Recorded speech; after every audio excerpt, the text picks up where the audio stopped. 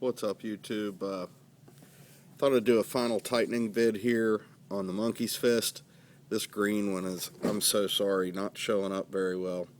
But this one's been tightened fully. And you can see how the sides all meet real nicely. And this yellow one here is unfinished. And you can see how everything is still kind of humpy and lumpy and, not all together quite well. So I've demonstrated earlier in a video some of the different tool options, and just to shoot them all, just cover them real quickly here. Victorinox Marlin Spike, Antonini Marlin Spike. This one actually has a liner lock and Teflon washers. This is my personal go-to and favorite after looking into getting a Marlin Spike. And just any grip you can think of, they've really covered the ergonomics really well on this thing, and just really well built. And it's an EDC tactical folder as well. I don't know if I'd call it tactical, but it's designed for rescue, so it has a sheep's foot blade. So when you're working on a ship and you're cutting rope or something and the ship's rocking around, you're safe. So ebb and flow is what I was trying to get out there.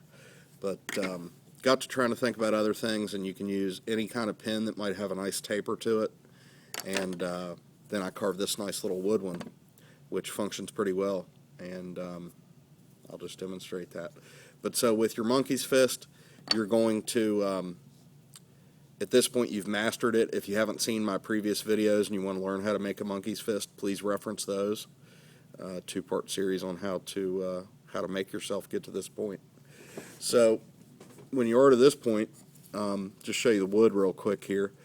Basically, you start with one end that you've got sticking out. It can be either one, and you see where it's going. It's going here.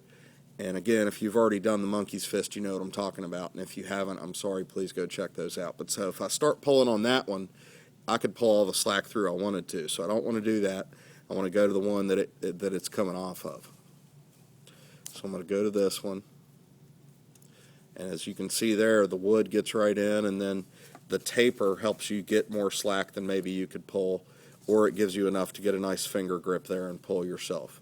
So now we're going to follow this slack through the whole Monkey's Fist and probably get some more. So you're always going one line ahead of yourself. And there's going to be enough slack, sorry, wrong one, there's going to be enough slack that I'm not going to be able to only use the tool. I'll still have to use my hands. But at this point, when you're making a Monkey's Fist, if you've tightened pretty much to the point that you can't do it anymore without a tool with your hands, then it's hard to either pull without a tool, and it's hard to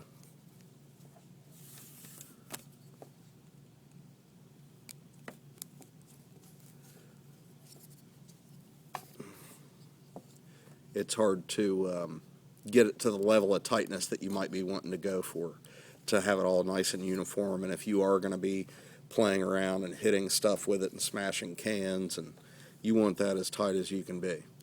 And then the final thing I do is I get them wet and let them dry, and it'll tighten up on itself even a little bit more. But this wood is just tickling me pink here. It's working perfectly. I love it. And I mean, it's probably right where it ought to be. I think if I finish it, it might not grab as well.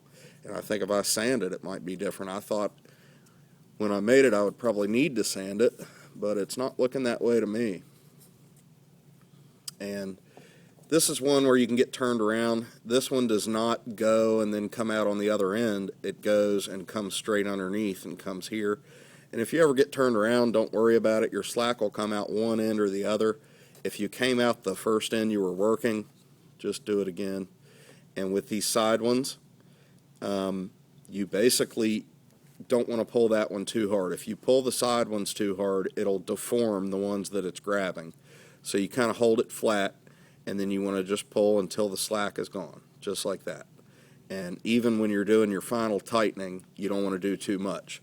Now you can see ball right there. that's fine. That's what you want. But you don't want to pull it to the point that you got a big gap. So I'm going to just continue to follow that around and pull all your slack each time that you can. And when you're on the side ones, just watch them so that you don't deform them. That's the biggest tip I can give you on the final tightenings, is the side ones are the most important. And again, if you've already done your monkey's fist, I don't need to be telling you how to find the next place to go. And on the early tightening stages, to find the next place to go, you could take your slack here and just push it and see where you're going. But at this point, you need to know where you're going. And if you pull the wrong one, no problem, just keep going.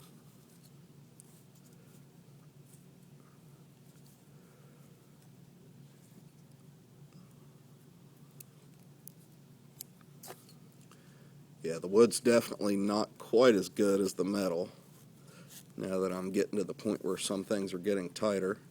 But I'm going to continue to use it and try to demonstrate that you don't need a fancy tool. If you've already got some paracord and you're wanting to try a monkey's fist, go for it. Don't have to have anything.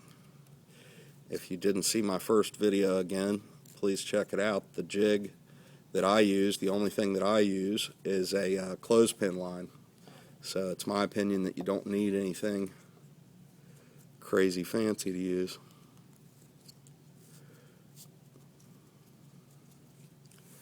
Just keep following your slack. That one was sticking out a bit on the side there, so I just grabbed it. And this is another one of those side ones that doesn't go the way you think it might. So you lay that down, you push that down flat, and you just watch it. And you don't want to pull any further than just at the edge of there.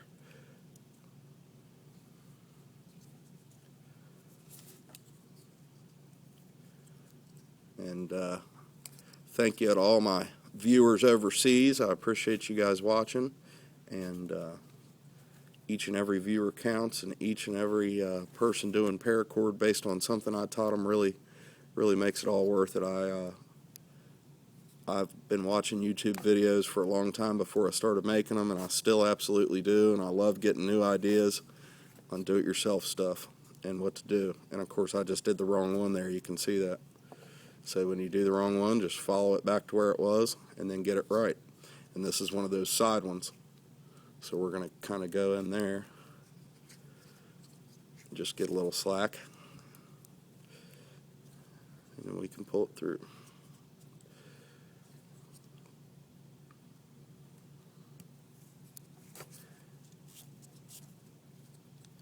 Sorry about the camera work. I'm trying to look at the monkey's fist and the viewfinder and everything else.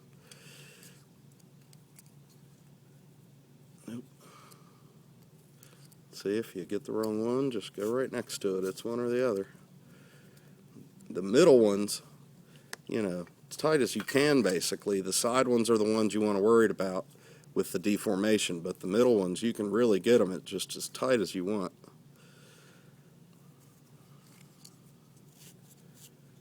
Tight as you can, that is. And any deformations that you had along the early stages will start to straighten out during this final tightening here. And especially like these two weren't laying quite next to each other a second ago. Now they're nice and flush. Really had to dig it out of there with the spike there that 2 strokes ago. The wood is getting it done. It's definitely still quick and everything. It's not that much more difficult. It's a little bit more digging to get it going, but wrong one. See, I make a lot of these, and you're still going to grab the wrong one sometimes. And just keep following it around until you get it right. And we are almost done there.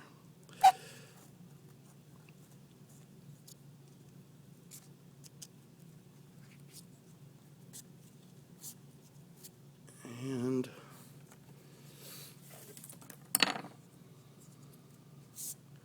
your final pulls, are going to be on those ones sticking out there. And if anything is a little bit off, straighten it up with your fingernails, and then when you get it wet, it'll sort of fix itself a little bit more. It'll even tighten up just a touch more. And there you have it, guys. Nice tight, even monkey's fist. Now I'm going to go ahead and show you on this video as well how I finish mine. I like to make a necklace with mine, so I decide how long I want it to be, and I just sort of eyeball mine, and I like it to have a cobra stitch on there. Now this is a choking hazard for any of you guys out there that haven't thought about that. A monkey's fist necklace could easily be grabbed and used against you by an assailant, or caught on a tree or anything like that while skiing or hiking or four-wheeling or mountain biking. So it should be treated with respect just like any weapon. And you know, I ride a four-wheeler, and if I'm going out in the woods, I tuck mine in, and that's about all I do there. And as far as assailants, good luck getting that close to me.